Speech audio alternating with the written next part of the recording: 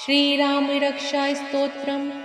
ॐ अस्य श्रीराम रक्षाय स्तोत्र मन्त्रस्य बुद्धकौशिक ऋषिः श्रीसीतारामचन्द्रो देवता अनुष्ठुप् छन्दः सीताशक्तिः श्रीमान् हनुमान् कीलकम्। श्री सीतारामचन्द्र प्रीत्यर्थे श्रीराम रक्षा स्तोत्र जपे विनियोगः।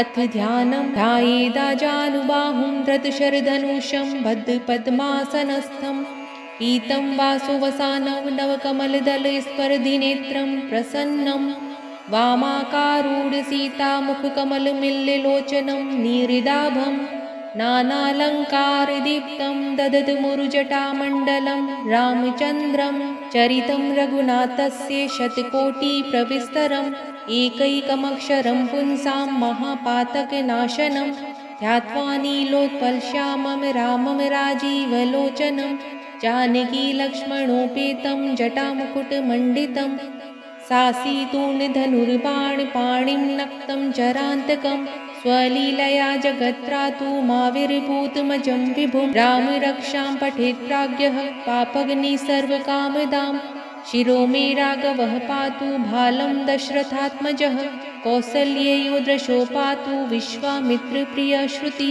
घ्राणं पातु मखत्राता मुखं सौमित्रिवत्सलः जिह्वां विद्यानिधि पातु कण्ठं भरतवन्दितः स्कन्धौ दिव्यायुधः पातु भुजो भग्नेशकार्मुकः करो सीतापति पातु हृदयं जामदग्न्यजित् मध्यं पातु खरध्वंसी नाभिं जाम्बवदाश्रयः सुग्रीवेशकटी पातु सखिनी हनुमत्प्रभु उरुरघुत्तम पातु रक्षः कुलविनाशकृत् जानुनी सेतुकृत् पातु जङ्घे दशमुखान्तकः पादौ विभीषण श्रीद पातु रामोऽखिलं वपुः एतां रामबलोपेतां रक्षां यः सुकृती पठेत् स चिरायु सुखी पुत्री विजयी विनयी भवेत् पातालभूतलव्योम चारिण्यश्चद्धचारिणः न द्रष्टुमपि शक्तास्ते रक्षितं रामनामभिः रामेति रामभद्रेति रामचन्द्रेति वा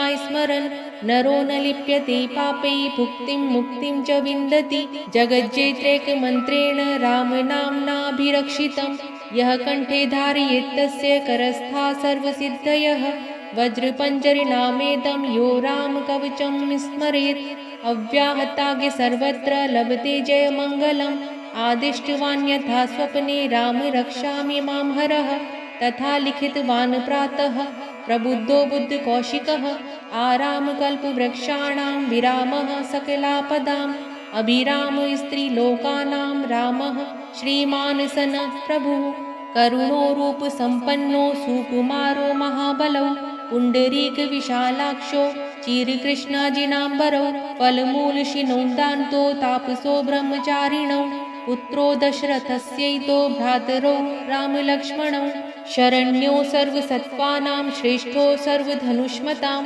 रक्षः कुलनिहन्तारौ ध्रायेतां नो रघुत्तमौ आत्सज्जधनुषा विशो स्पृशा वक्षया शुभनिषङ्गसङ्गिनौ रक्षणाय मम राम लक्ष्मणावग्रतः पथि सदैव गच्छतां तन्नदः कवची खड्गी चापबाणधरो युवा गच्छन् मनोरथानश्च रामः पातु स लक्ष्मणः रामो दाशरथी शूरो लक्ष्मणानुचरो बली काकुतस्थः पुरुषः पूर्णः कौसल्ययो रघुत्तमः वेदान्तवेद्यो यज्ञेशः पुराणपुरुषोत्तमः जानकीवल्लभः श्रीमान् अप्रमेयपराक्रमः इत्येतानि जपन्नित्यं मद्भक्तः श्रद्धयान्वितः अश्वमेधादिकं पुण्यं सम्प्राप्नोति न संशयः रामं दूर्वादलश्यामां पद्माक्षं पीतवाससं स्तुवन्ति नामभिर्दिव्यैर्ते संसारिणो नराः रामं लक्ष्मणपूर्वजं रघुवरं सीतापतिं